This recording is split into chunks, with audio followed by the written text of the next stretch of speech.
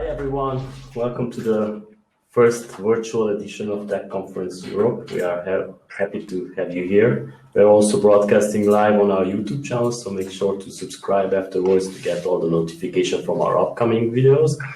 I will not take many time from this panel discussion because it's very important, given the fact that we're speaking about mobility and environment, having some world-class names on this panel. So I will give the opportunity to Jaka to present his speakers and have fun.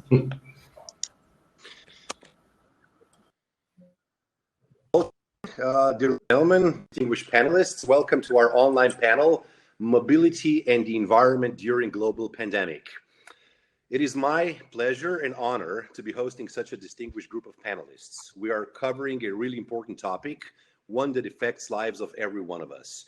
Mobility is the backbone of cities, providing an essential service to keep cities moving, particularly in times of pandemics. We will hear from top experts in the fields of mobility and environment about how champions of mobility are helping you bring groceries to your grandparents, get back to your work, and healthcare professionals, or access healthcare facilities in times of need, and of course, many more. And most of all, we will also discuss the effects on the environment and climate and what we can expect after the global pandemic is over. We will ask ourselves, will life and mobility ever be the same again? Last but not least, I would like to thank Zoltan for organizing another amazing event and bringing us all together. Our distinguished panelists today are Mrs. Jennifer Morgan, Executive Director at Greenpeace International. We all know and deeply appreciate the aim and work of Greenpeace, so let me just briefly introduce Mrs. Jennifer Morgan. Mrs. Morgan took the helm of Greenpeace International in April 2016. She was formerly the Global Director of the Climate Program at the World Resources Institute. Mrs. Morgan is a climate activist. She has been a leader of large teams at major organizations, and her other ports of call have included the Worldwide Funds of Nature, Climate Action Network, and EE3G. Welcome, Mrs. Morgan. Thank you. Good to be here. Thank you for being with us. Mr. Rauno Parras is Director of Parcel Services at Itella Estonia. Itella Estonia is an international logistic company and one of the largest companies of their kind in the region. It offers business clients road, sea, and air transport services, an all-inclusive contract logistics service, a courier and express delivery service, and a parcel shop service. Mr. Parras, thank you for being with us. Thank you. Good to be here. Thank you. And Mr. Gerard Martret, co-founder and CCO at Shotl. As a technology supplier, Shotl has built a platform for transport operators to deploy on-demand bus services. Their mission is to empower policymakers, mobility planners, and public transport authorities with the tools and data that will help them improve the overall performance of the system and let them interact with users in a more personalized and efficient way. Mr. Martret, thank you for being with us and welcome. My name is Jaka Repanšek. I am a lawyer by profession, and I work in legal and business consultancy globally. I focus mostly on telecoms, internet, media, and entertainment industries. Most recently, more and more also on the crossroads of digital and environmental projects. Let me just briefly share some information regarding the flow of our panel. As we only have 45 minutes, we will try to focus on interactive questions and answers. And of course, if time will allow, open discussion to the public during the last minutes. But during the whole 45 minutes, we'll be happy to receive questions from listeners online, and we'll try to provide answers to those questions as we go along.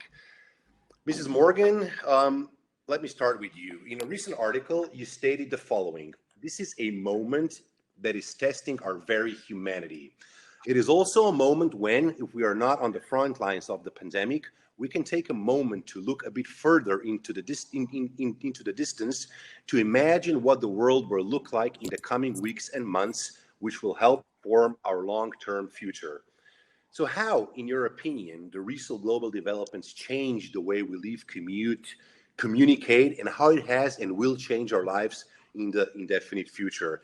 How will that affect our environment? And is this the great chance we have to truly change the way we live and travel? Well, thank you for, first of all, the invitation to be here, but also for a great opening question. I think that we are at a moment in time that we'll look back at in a few years, and hopefully we will say that together we created the world that we want, a world that's more equitable, world that's more just and a world that's has greater health, safety, and environmental safety for everyone. And I think the ways that it can change things if we work well together is, I would say, twofold. I think first, they're in countries where there is this question of recovery packages, that we're ensuring that these literally trillions are going into the infrastructure that we need, the low carbon infrastructure. We'll talk a lot today about mobility, but into the bike lanes, into the public transport, into the charging stations for renewable energy. That's one piece of it. But I think more fundamentally about our humanity is that what this pandemic has shown is the massive gaps that we have in our system, the healthcare system, the social systems, on the environment. And we have a chance actually to shift that and have a focus more about well-being of people, well-being of on their health, well-being of how they live in their cities and in their towns out in the countryside. And that means shifting away from just a focus on short-term growth and moving into a world where that well-being is the primary focus. We can talk more about that, but that's my hope. I think we're seeing it starting to happen in different places, but we all have to work together to make that happen. Thanks. Thank you very much, Mrs. Morgan. If I may just continue with another sub-question. I mean, everything that you've said could be done and can be done if we will act globally. What we are, however, seeing in the recent years, or even during this pandemic, is that it's not so easy to put the world together in a global effort to actually make those changes. What do you think actually we will need to do to become more globally connected with the same aim here? It seems like we're not so connected as we thought we were, even within European Well, I think it depends on the level you're talking about. So what I see is a lot of global connections with communities who are facing similar problems around the world. And I do see efforts around the pandemic, whether it be those to try and get services and set it up so that a vaccine, for example, could be shared with everyone, underway. I think I think within the European Union, we are starting to see a more European approach. We're not there yet. And the Green Deal, I think, will be successful if the social elements of the Green Deal are in there as well. So how do we create jobs quickly? And there, I think the green industries have a lot to offer there of labor-intensive jobs that can come together. So it's a mix. You also see great leadership, I think, right now coming from the UN Secretary General, who is raising a lot of these issues. And so we need to work both from the bottom up with people who are trying to make their local communities better, build on that well-being of trying to create that. I think Europe has an amazing chance to show how that can be done and work, I would say, particularly with developing countries to forge that pathway forward. And we know we have global problems, so we need to continue to work multilaterally on it and build on the areas where there's positive motion, and really try and make sure that we don't go into a polarized more world, because there are certainly forces underway trying to make that happen. I would say, just last but not least, I would say that probably, and I would like to hear your opinion, this one is that international organizations, of course, Greenpeace is a global organization, and your position is a global executive director.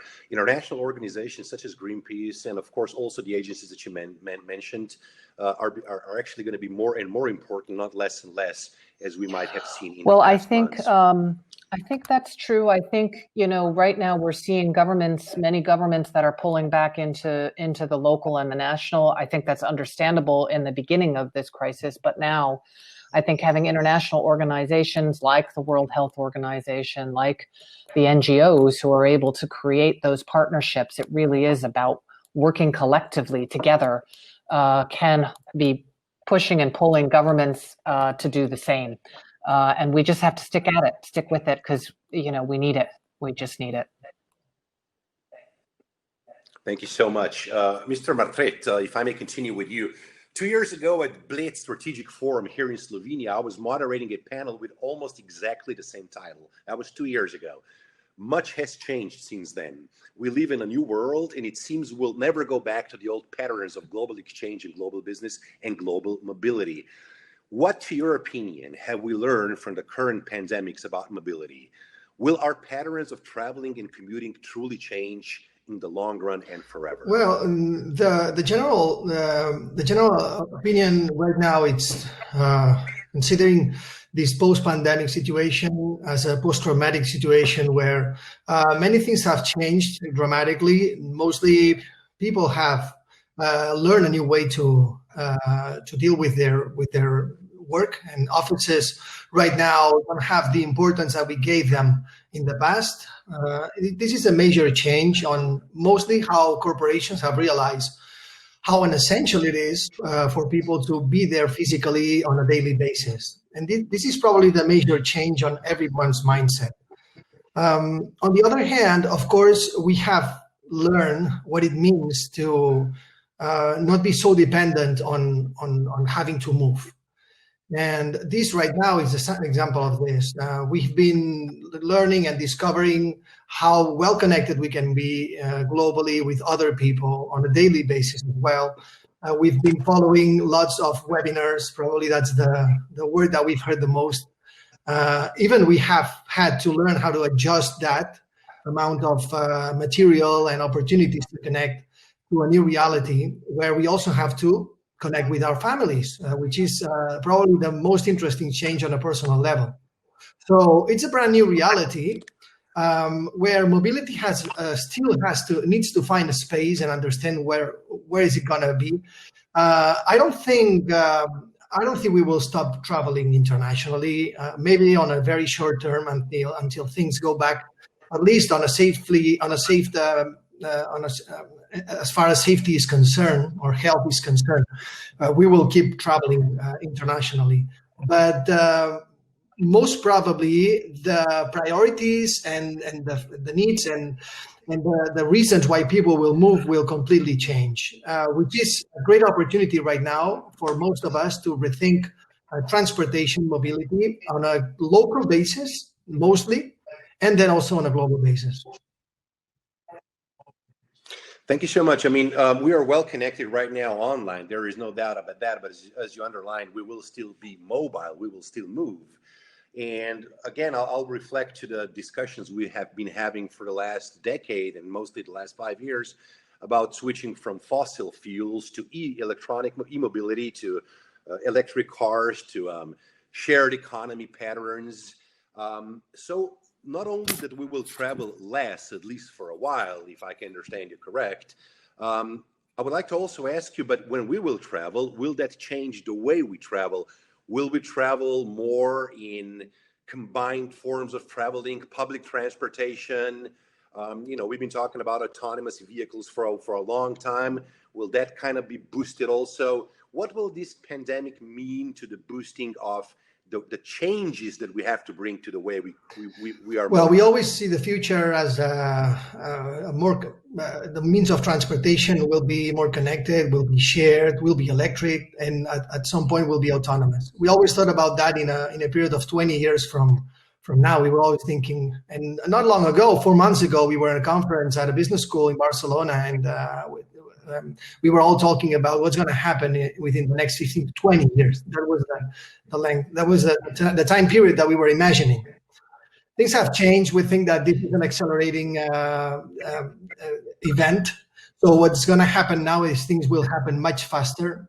Electrification is definitely right now in the mind of every single OEM, car manufacturer. So the reason why not so many electric vehicles were being sold so far is because, of course, the means of to manufacture them require a different type of factories, and that is a major change that these large companies have to make.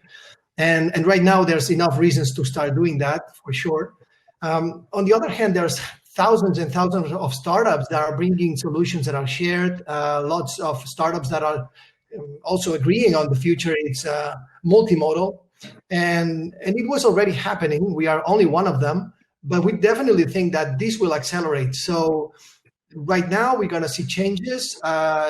This year is going to be an adjustment year. It's going to be hard still. Things need to happen until the end of the year. But starting next year, we will begin a new period where everything will happen much faster than ever before.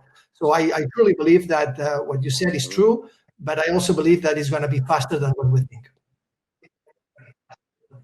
So the current pandemic, the shock that the global community has faced is, according to your opinion, of course, accelerating, and we can see it in practice accelerating not only new ways or new models of our life, but also the way we commute. But I would also like to ask you, because Shotl is you're not providing actual transportation, you're providing a software, a digital platform to those who provide mobility in physical term.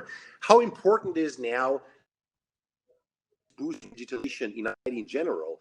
Not only in mobility sector, but overall, we can see probably a very big increase in new digital technologies and new digital products. What will happen this year and what will happen next year, according to your opinion as an expert? Yeah, one of the things that we've learned these days is that the more data we have, the better we manage a pandemic. That's one thing that's definitely, we only have to compare how every country has been dealing with it. And the more data we have, the less we have to stop the economy.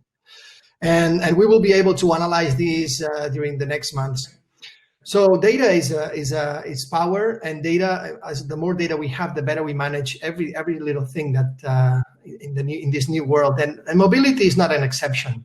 Shotl is supplying a platform that empowers cities and public transportation companies to supply demand-responsive, flexible mobility to a large number of people. And this is a type of mobility that is not constrained to fixed lines, to fixed routes, and it's also dependent on real-time data. That means that if we know how people move on a real-time basis, then we know where the vehicle should be, and also we can predict where the vehicles should be. So a shared system that is intelligent, it's much more efficient than just a system that's static and that repeats along the day. This is the new mobility. I think this is what we're going to see very soon, where data will drive our decisions, and we will probably know better ways to move if we know what are the real-time patterns of people. Thank you so very much. And when we talk about data and big data and analyzing data and how data will help us have our lives better, not only in mobility, but in all elements or sectors of our life, I would just like to briefly, this is not directly the topic of our conversation, but it is very important also. I would like to briefly ask you, how do you tackle the issues of privacy in this case? Because that is a human right just as much as anything else is a human right. Mobility, environment, also privacy is. How is your company tackling with that? And do you see differences here between Europe, European Union, United States, China, India, and other parts of the world? Yeah, well, as many other companies, we need to comply with the regulations, and we do, and that's paramount. Yeah, that's a concern about who owns the data and what are the decisions being made with our data. And is it anonymous? Is it public? I think that the big concern right now is if data is good, Big Brother is not so much. And probably there's something that we need to take out of the picture. I mean, we don't want to be controlled, and we don't want our lives to be completely dependent on decisions that make us much more vulnerable. And that is, I think that's the new shape of the connections and our interconnections, where big governments, big rules, big brothers will probably start getting out of the picture. I do believe, contrarily with what we've said before, probably, I think that on a local level, governments will have a much more power, and I think that even not governments, but communities, and this interconnection of communities, let's call it a blockchain kind of interconnection, will be much more efficient. And in this case, nobody at the end will own any data. When you, last but not least, when you are developing new business models in mobility, as your company is doing, how much emphasis and how high on your priority list are environmental challenges and issues? This is a great opportunity, as we have heard Mrs. Morgan say, and also me in introduction, to actually change the way we think and the way our business models work. How high of a priority for you and your business partners are the new challenges and actually opportunities we have on the environmental? Well, this is the reason why we exist. We do believe that car dependence, car addiction right now, it's a pandemic. It is numbers and the impact on health is really big as well, bigger than this pandemic. We need to start thinking in that sense, and scientists are letting us know every year. There's lots of research on how big of an impact this is. And I also recommend viewers right now to look for new research that have been done during this time of pandemic on how much this will affect positively to people with asthma or other physical conditions. So this is the reason why we exist. We want private cars to disappear. We think that they are not necessary in many locations, especially in large cities, and cities are adapting to that. So this is our goal. We think that 10 years from now, driving a car will be something very exceptional. Hopefully 20 years from now, it will be illegal. So this is what we're trying to make happen together with many other companies. Thank you so very much. Mr. Parras, if I may continue with you, your sector has been seeing a boom in the current times as the need for global logistic and parcel deliveries is booming. Just Amazon and similar companies have seen record growth, patterns of life are changing fast. Where are we headed? Will online retail in combination with fast delivery services be the new way of life?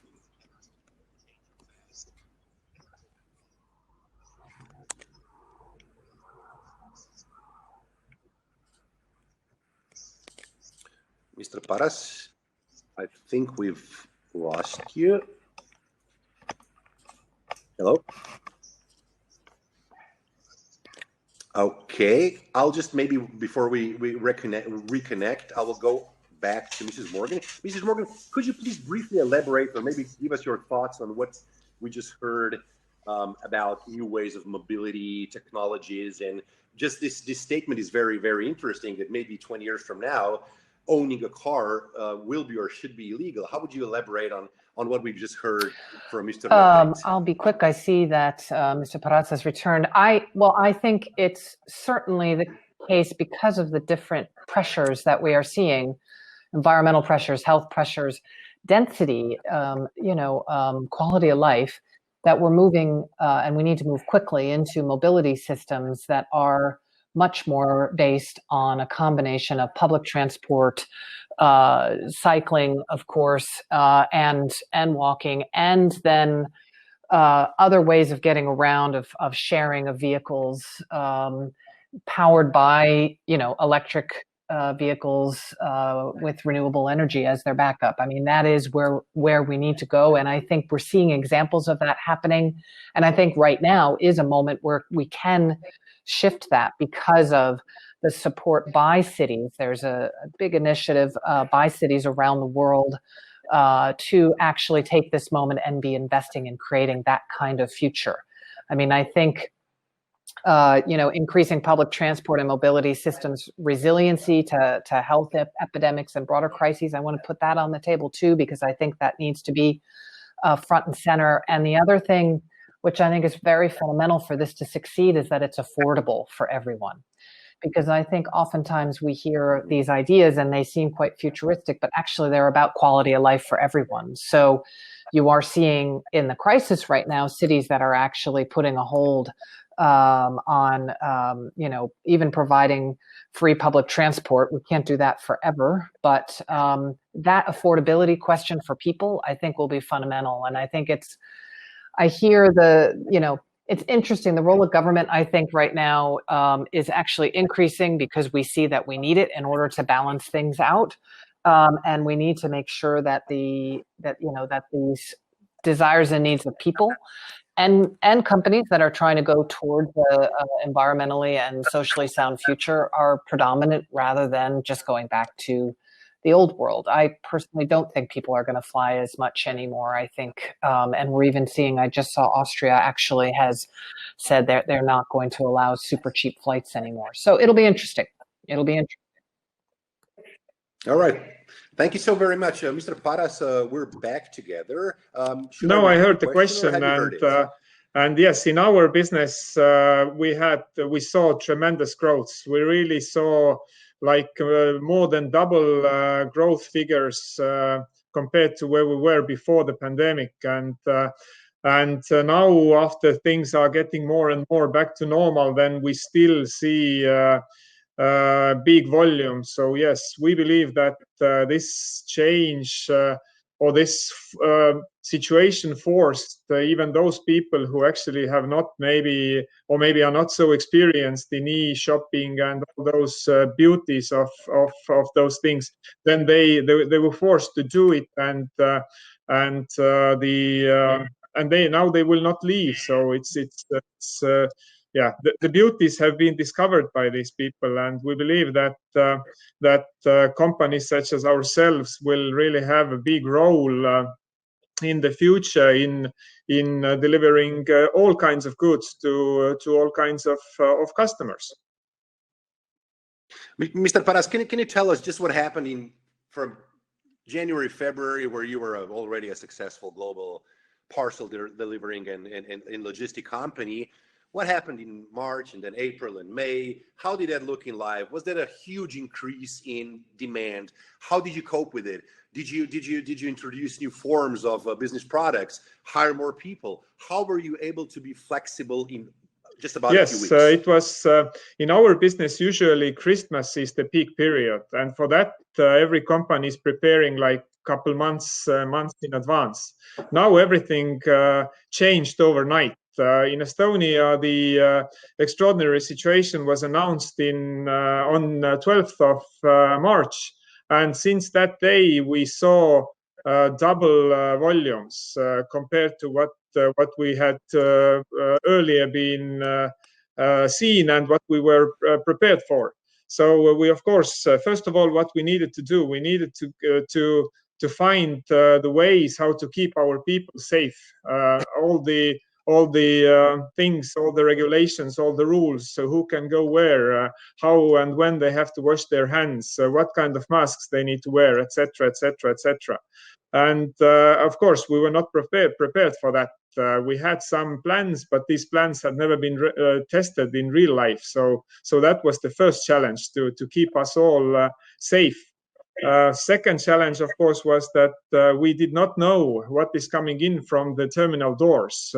We did not know the volumes. All our estimations that we had made in the beginning of the year, in the end of last year, they were worth nothing anymore, because the volumes were just so very much bigger.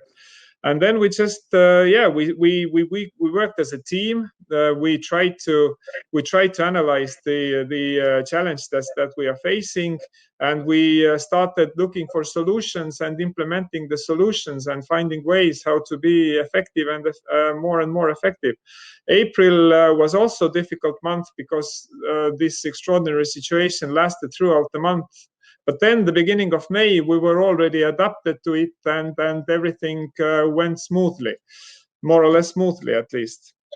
So you're now super adapted. I just wanted to say that, of course, big help for us in this unfortunate situation was that lots of other businesses ceased their operations, and from there we could bring in additional staff. We could bring in additional vans to do the transportation and all that. So that helped us quite a lot to manage the situation and keep our quality standards at good levels. So despite all the challenges we faced inside the company, we were actually delivering the goods to our customers. Not maybe 100% on time, but yes, our quality level remained very good. All right, thank you very much. Now you're super adapted to the new circumstances. We are still in a pandemic time. You're delivering on time. You have a new network or a enlarged network. But let's assume that the pandemic, even if there is a second wave and maybe a third wave, will eventually fade out. And there will be no, at least outside need for people to still act the way they're acting right now. How are you preparing for that time? How do you think we will keep people living on the good side of what we learned now from the pandemics, that we don't need to go to a physical store every time, that we don't need to drive a car to every shopping mall every day because somebody can deliver that to us, and it is a much more environmentally friendly also way of delivering things. How will we keep customers and ordinary people and every one of us living at least partially on the good side of what we learned now in the pandemic? This is a very good question. What we can see now is that our malls and all these big shopping centers, they have basically returned to the pre-pandemic situation. Already the second week after the shopping malls were open again, their attendance was already up 80% to compare where it was before. So people have not taken, let's say, the general public has not taken that much example from that. And of course, our duty now is to continue together with all the retailers, all the companies that are actually doing e-commerce. Then our duty is to promote the product, to keep them in this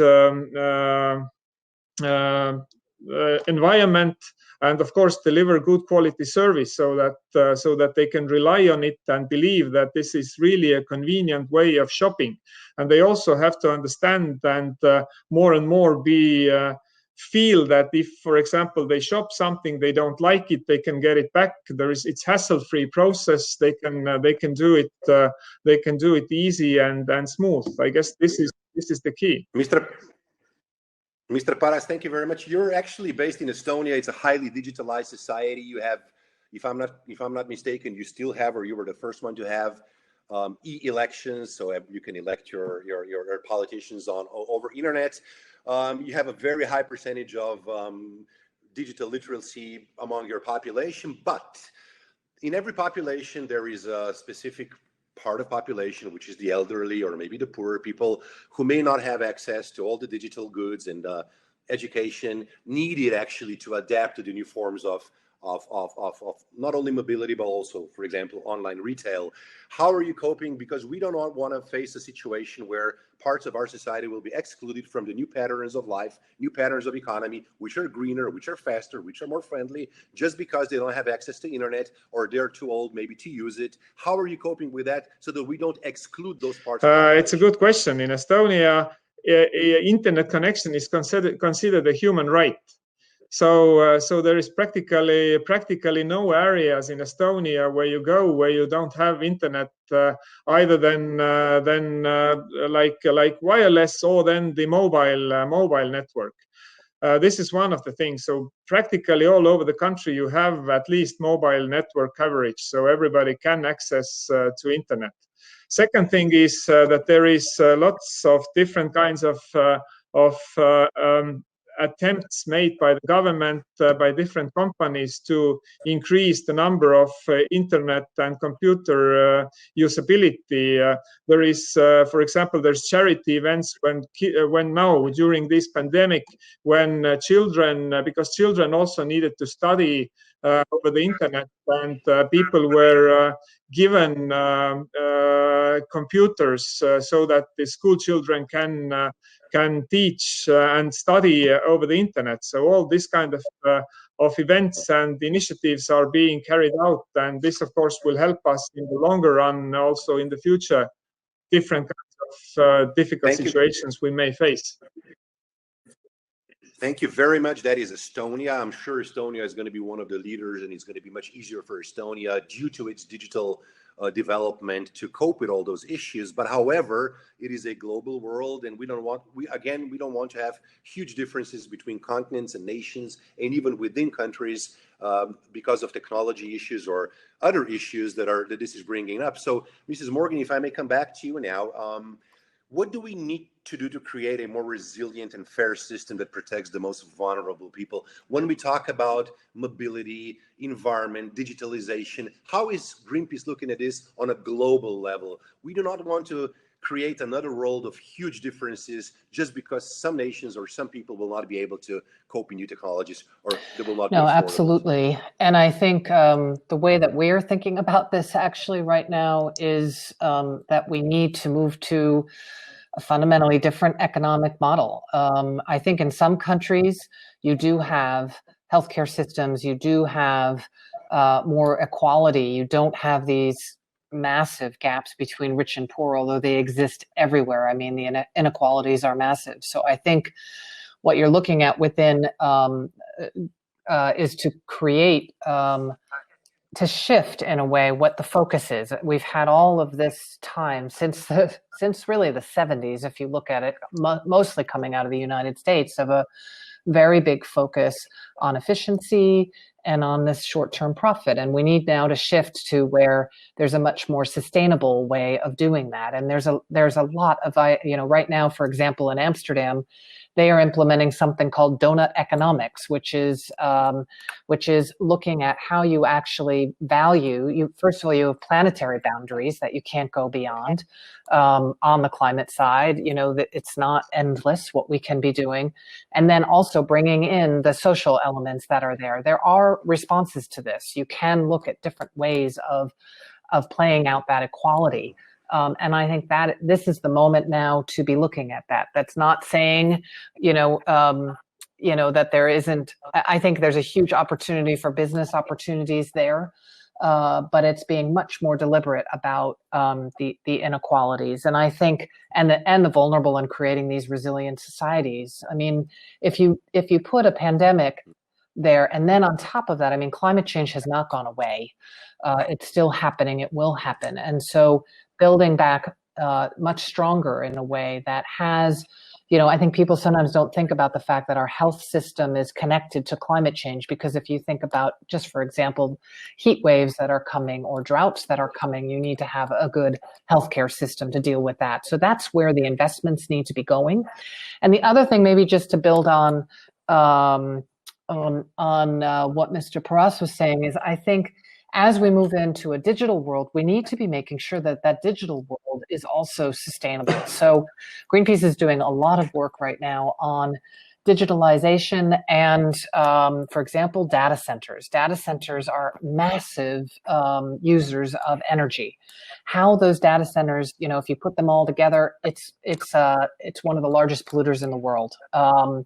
So we've been working not only in the US, but in Europe, in China, in South Korea, et cetera, to make sure that those data centers are powered by 100% renewables, that the policy frameworks that are put in place are driving that's possible. Because otherwise it's not environmentally better to be having delivery systems. I mean, what are the fleets of the companies? How are they powered? Are they with electric vehicles? Are they using as much public transport as if possible? But how is that all driven? I think that's another big part of it that companies need to be thinking about if they are wanting to be acting within those boundaries and recognizing we have little time actually to solve the climate crisis. Thank you very much. Morgan, let me just conclude with one more those thoughts with one more question for you now. The global pandemic has actually also brought a much cleaner air in a lot of areas that were hugely polluted, mostly because people were not commuting and mostly because industries were not operating at their full capacity. What we're seeing with the easing of restrictions and with the global pandemic being sort of under control, at least the first wave, is that pollution is coming back and oil prices are again on the rise.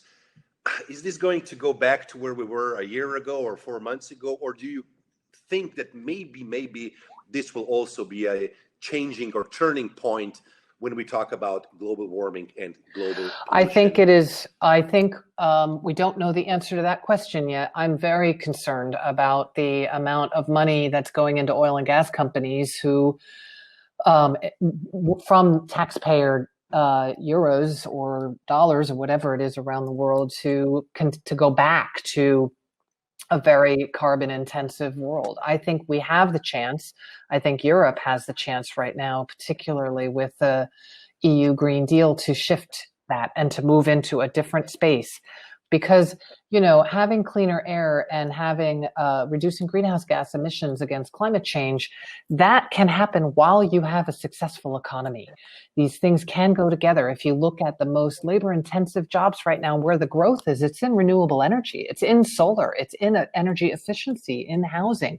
Those are jobs that people can take up now. And that's why I think having companies and people engage in the political debate and getting those laws set, and banks not continuing to fund that old world is necessary, because we can't go back to normal. Normal was not good.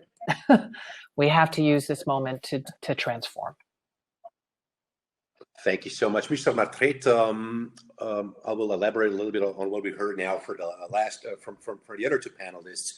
When you are creating or selling or promoting or developing products, digital products, platforms, software solutions for better mobility, you do, of course, have to adapt to different countries, to different social environments, to maybe sometimes even to different legislations. It is something to sell or develop something for Estonia and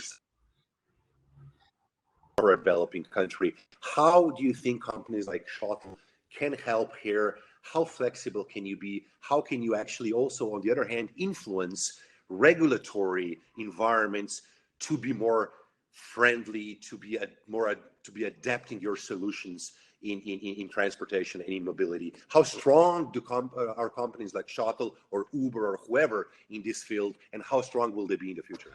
Well, ours is a small startup, and startups are flexible. All of us are more willing to adapt to changes in a very rapid way.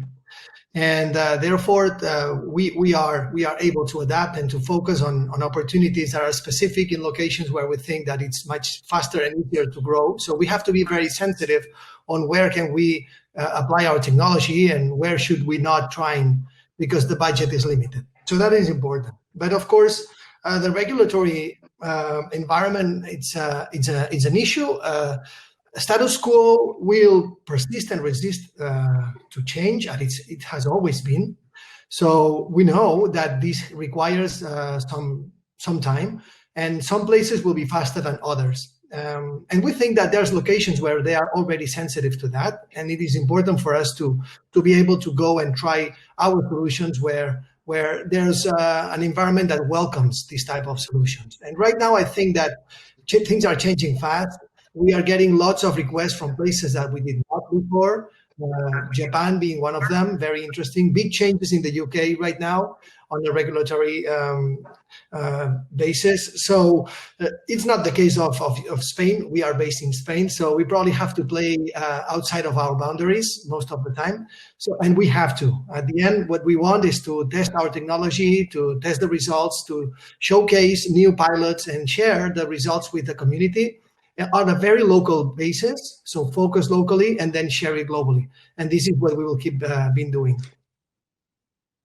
Thank you very much. And last question, because we're slowly going to have to conclude with our panel. Mr. Parras, I will ask you, you're a logistic company, you use a lot of forms of transport, and I would like you to elaborate on the thought of Mrs. Morgan that even companies like you, global logistic companies, will have to adapt by introducing greener technologies of mobility, electric cars, electric vans, electric trucks. Are you working on that already? Of course, because this is a little bit outside of our reach, but we are of course very interested in finding all those kind of solutions, and as soon as they become tangible and real, to start using them more and more also in our day-to-day operations. But right now, what we see our biggest let's say thing that we do for the environment is our parcel automates, because with one transportation to closer than our customer, closer to our customer, we actually deliver there hundreds of parcels, and this reduces, of course. And if these places where we deliver these parcels are on the natural way, where our customers go every day, and they can pick up the parcel or leave the parcel there, then this is already a big step towards the greener world. But I said, of course, we are very interested. We would be very interested in launching our courier vans fully electric. But today it is unfortunately not yet possible. Thank you very much, Mr. Parras. We're just about 20 seconds to the end of our panel. So I would like to thank all of our three panelists. Thank you so very much for this great discussion. I think a virtual applause from all around the world to Berlin, Barcelona, and Tallinn is in place. Thank you so very much for being with us, and to our listeners, have a great conference today. Thank you very much and goodbye.